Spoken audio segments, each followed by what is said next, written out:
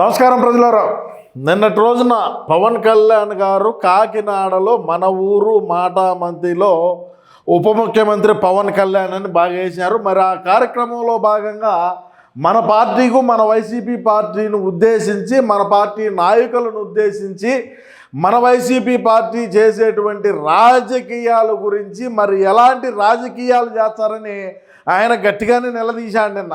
సరే, నిలదీసినప్పుడు మరి ఇంకా మన తొరిపళ్ళ నానియో లేకంటే ఇంకొక నానియో లేకంటే ఇంకొకరు ఎవరో వచ్చేటువంటి పరిస్థితుల్లో, ఎందుకంటే మనం ఏది చేసినా కూడా శవాలను అడ్డం పెట్టుకొని ఏ విధంగా మనం రాజకీయాలు చేస్తాం, ఏ విధంగా మనం కులాల మధ్య మతాల మధ్య ప్రాంతాల మధ్య చిచ్చు పెట్టేటువంటి కార్యక్రమం మనం బ్రహ్మాండంగా చేస్తాం. మన వాళ్ళందరూ చేసేది కూడా అదే. శవాల పార్టీయే మంది అందరికీ తెలుసు, రాష్ట్రంలో ఉండే ప్రజానికానికి అందరికీ తెలుసు ఏ విధంగా మన పార్టీ పుట్టింది తెలుసు, ఏ విధంగా మన అన్న ముఖ్యమంత్రి అయినాడో తెలుసు, అన్నీ కూడా తెలుసు కదా. ఇప్పుడు మళ్ళీ ఈయన సపరేట్గా వచ్చి చెప్పడం ఏందనేది నా బాధ. సరే, ఇంతకేం మాట్లాడినాడు అనేది మనం ఒకసారి విందాం.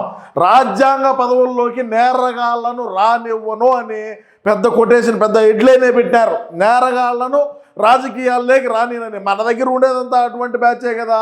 ఇప్పుడు మన జగనన్న దగ్గర ఉండేదంతా నేరగాళ్ళు, మర్డర్ కేసుల్లో ఉండేటువంటి వ్యక్తులు, ఎర్రచందనం అక్రమ రవాణా చేసేటువంటి వాళ్ళు, అదేవిధంగా అక్రమంగా గ్రావెలు, అక్రమంగా మట్టి మాఫియాలు చేసేవాళ్ళు, ఎదురొచ్చితే లారీలతో తొక్కి చంపించేసినటువంటి వ్యక్తులు, ఒక దళిత బిడ్డను ఎమ్మెల్సీ చంపి డోర్ డెలివరీ చేసినటువంటి వ్యక్తులు, ఇటాటోళ్ళే మనకు కావాల్సింది. నేర చరిత్ర కలిగినటువంటి వ్యక్తులు మాత్రమే మన అన్న దగ్గర కొనసాగుతారు. అటువంటి వాళ్ళనే మనోడు పైకి కూడా తెచ్చాడు.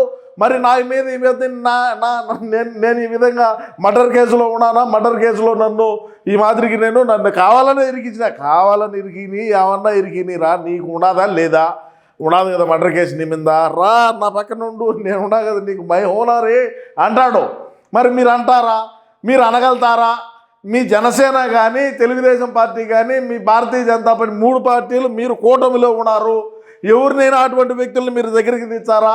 అటువంటి వ్యక్తులను దగ్గరికి తీసి మీ పక్కన కుర్చీ వేసి కూర్చొని పెడతారా? ఒక దళిత డ్రైవర్ని చంపి డోర్ డెలివరీ చేసినటువంటి ఎమ్మెల్సీ అనంతబాబు మా పార్టీ అధికారంలో ఉన్నప్పుడు మన దగ్గర ఉండి బెయిల్ తీయించి పక్కన కుర్చీ వేసి కూర్చొని పెట్టుకున్నటువంటి చరిత్ర మాది. చరిత్ర గురించి మీకేం తెలుసు సార్? అదేవిధంగా వారిని కులం పేరుతో వెనుకోసుకొచ్చే నేతలను దూరం పెట్టండి. ఈడ కావాల్సింది మాకు అదే కదా. కులాలు కావాలా? కులాలని ఏదో ఒక రకంగా రెచ్చగొట్టాలా? రెచ్చగొట్టే ధోరణిలో వ్యాఖ్యలు చేయాలా? అటు ఆ పక్కోడు ఏదైనా అంత చేసినాడంటే మనం కొండంత చేసేదానికి సిద్ధంగా ఉన్నాం. మేము ఉన్నామనే చెప్తున్నాం, మీరేమో దూరంగా పెట్టుకోండి అంటున్నారు. దళిత డ్రైవర్ను అనంతబాబును హత్య చేసినప్పుడు కులం గుర్తు రాలేదా అంటే ఈడ ఒకటి ఆలోచన చేయాలి మనం. కులం గుర్తు రాలేదా, మతం గుర్తు రాలేదా, మరి దేనికి చేశారు అని అంటే, చంపింది మావాడు అనంతబాబు. ఇప్పుడు దానికి ప్రతిఫలంగా మరి లోపలికి అంటే మేము అధికారంలో ఉన్నప్పుడు ఏ విధంగా మరి లాండ్ ఆర్డర్ను మన చేతిలోకి తీసుకొని పోలీసు వ్యవస్థనంతా కూడా మన గుప్పిట్లో పెట్టుకొని ముందుకు పోయినటువంటి రోజుల్లో ఆ రోజు బాగానే ఉన్నింది. ఈరోజు చట్టానికి ఎవరు చుట్టం కాదు కాబట్టి మా వాడు లోపల పోయినాడు. ఆ కులాలు మతాలు అవన్నీ గుర్తురావు.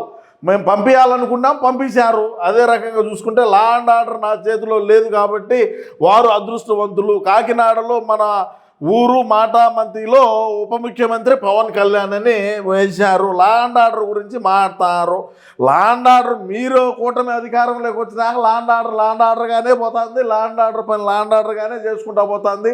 పోలీసుల పనే చేసుకుంటూ పోతారు. మేము అధికారంలో ఉన్నప్పుడైతే అక్రమంగా కేసులు కట్టేవాళ్ళం, అక్రమంగా బైండ్ ఓవర్లు, అక్రమంగా రౌడీ షీట్ మాకు ఎవడైనా సరే వ్యతిరేకంగా ఉండాలంటే వాడి మీద కేసు ఓపెన్ చేసి వాడి మీద షీట్ ఓపెన్ చేసినటువంటి దాఖలాలు చరిత్రలో అయ్యి. ఎందుకంటే గతంలో అన్న ముఖ్యమంత్రిగా ఉన్నప్పుడు ఐఏఎస్ ఆఫీసర్లు కావచ్చు, ఐపీఎస్ ఆఫీసర్లు కావచ్చు, ఏ విధంగా ఎంత ఉత్సాహంగా పనిచేసేవాళ్ళు.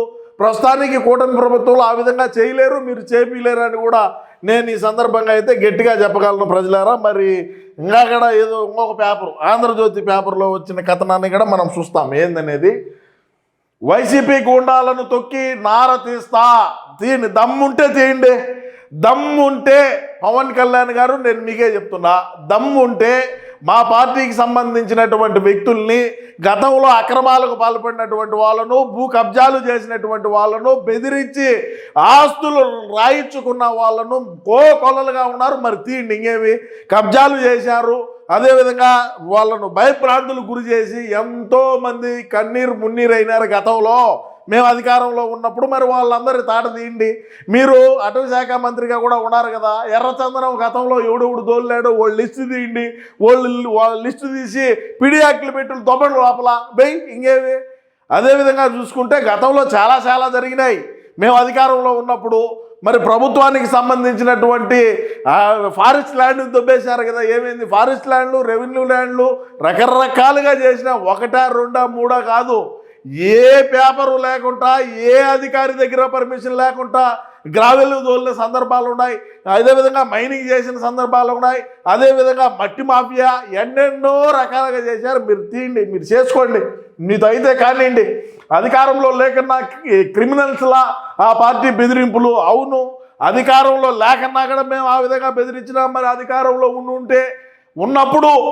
ఉంటే కాదు, ఉన్నప్పుడు ఏ విధమైనటువంటి చర్యలకు పాల్పడినాం, ఏ విధంగా భయభ్రాంతులకు గురి చేసినాం అనేది ఒకసారి ఆలోచన చేసుకోండి. మీకు తెలుసు మా పార్టీ, మా ఓడు ఆలోచన విధానం తెలుసు, మా ఓడు ఏ విధంగా పార్టీని ముందుకు నడిపించాడో తెలుసు, ఏ విధంగా ఆదాయాన్ని తెచ్చాడో తెలుసు, ఏ విధంగా అక్రమార్జన తేవాలో మాకు తెలుసు. మీతో కాదు అది. 2 ఏళ్ళు సహనం వహించా, ఇక యాక్షన్ ఏంటో చూపిస్తా. చూపి ఇబ్బంది ఏం ఇబ్బందిలే, మీరు చూపియాలా, మేము చూడాలా. అదేవిధంగా క్రిమినల్స్తో ఉండటమే వైసీపీ బలం.